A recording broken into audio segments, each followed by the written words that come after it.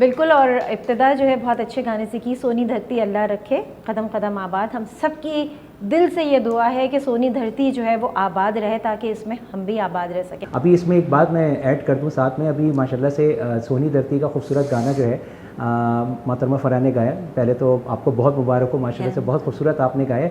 इसमें एक ज़रूर बता दूं कि ये जो नग़मा है ये मसरूर अनवर ने तहरीर किया और उसको शहनाज बेगम ने गाया, जो बहुत सुपर डुपर हिट हुआ। 1997 में जब पाकिस्तान की गोल्डन जुबली हुई थी तो पाकिस्तान टेलीविज़न PTV ने एक 10 बेहतरीन गानों का इंतखाब किया था और आवाम से वोटिंग मांगी थी कि सबसे बेहतरीन 10 गाने कौन से होंगे। तो वो रैंकिंग होते होते दूसरे तीसरे दूसरे पे पहले नंबर पे जो गाना सिलेक्ट हुआ था वो यही गाना था, सोनी धरती अल्लाह रखे।